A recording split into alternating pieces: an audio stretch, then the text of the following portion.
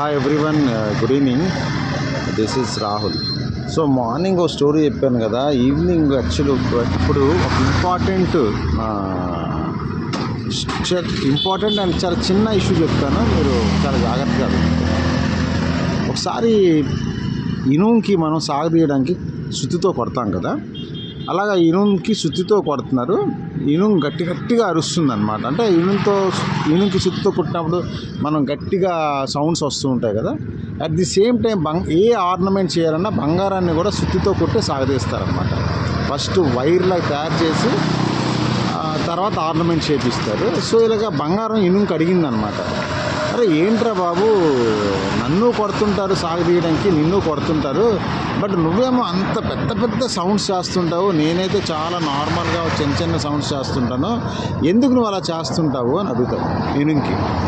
అప్పుడు ఇనుము సమాధానం చెప్తుంది, నీకు దేంతో కొడతారు అని అంటుంది. సుత్తితో కొడతారు. సుత్తి దేంతో తయారు చేస్తారు అంటే ఇనుముతో తయారు చేస్తారు. అంటే నువ్వు బంగారం, అది ఇనుము, అంటే మీ ఇద్దరు ఒకటి కాదు, వేరు. బట్ నేను ఇనుము, నన్ను కొట్టేది కూడా సుత్తి దేంతో తయారు చేస్తారు, ఇనుముతోనే తయారు చేస్తారు. అంటే మన మనుషులు మనకి ఎప్పుడైతే బాధలు పెడుతుంటారో, మన మనుషులు మనకి ఎప్పుడైతే ఇబ్బంది పెడుతుంటారో, మన మనుషులు మనకి ఎప్పుడైతే కొడుతుంటారో, మనకి ఎంత బాధ, ఎంత క్షోభ అనిపిస్తామో అస్సలు నువ్వు ఇమాజిన్ చేయలేవు. సో నీకు ఆ బాధ లేదు, బట్ నాకు ఈ బాధ ఉంది, నా వాళ్ళు నాకు కొడుతున్నారు అనేసి అని సమాధానం చెప్తుంది. ఓకే, దీని నుంచి మనం క్లియర్గా అర్థమవుతుంది ఏంటి అంటే, మన వాళ్ళు ఎక్కువ మనం బాధ పెడుతున్నప్పుడు మనకి బాధ అనిపిస్తుంది అని మనకు క్లియర్ కట్ మెసేజ్ ఉంది. బట్ నేనేమంటానంటే, కట్టప్పే కదా బాహుబలిని చంపాడు. సో మన వాళ్ళు, పై వాళ్ళు వీళ్ళు కాదు, మనం జాగ్రత్తగా ఉండడం అనేది మన ధర్మం. బాధపడతారు వాళ్ళు, అది నైజం వాళ్ళు. సో బాధ పెట్టేవాడు తప్పు కాదు, బాధ పడ్డవాడిదే తప్పు ఎక్కడైనా. ఎందుకంటే ఆ అవకాశం మనోడికైనా బయటోడికైనా ఇవ్వడం అనేది మన ఎదుగుతానం అన్నమాట. సో మనం ఎవరికి అవకాశం ఇవ్వకూడదు. సో మన ప్రతి క్షణం కూడా జాగ్రత్తగా ఉండాలి, చాలా జాగ్రత్తగా ఉండాలి.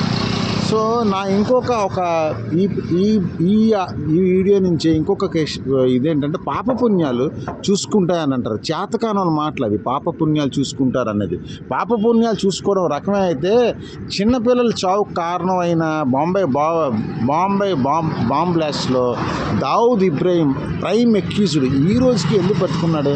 ఆయన వయసు ఆల్మోస్ట్ ఒక 60-65 సంవత్సరాలు. చాలా లగ్జరియస్ లైఫ్ ప్రపంచంలో అనిపిస్తున్నాడు అనమాట.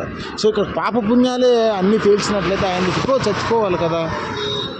సో ఇక్కడ పాపపుణ్యాలు అనేవి చేతకానోడు అనే మాటలని నా అర్థం అన్నమాట. అలాగే ఉండదు, ఓన్లీ ప్లానింగ్, మన ఐడియా, మన బుర్ర. అందుకనే మోస్ట్ వాంటెడ్ క్రిమినల్స్ ఈ రోజుకి బతుకున్నారంటే వాళ్ళు దానికి తీసుకునే తగిన చర్యలు, జాగ్రత్తలు, అందుకనే ఈరోజు కూడా బతికే ఉన్నారు వాళ్ళందరూ.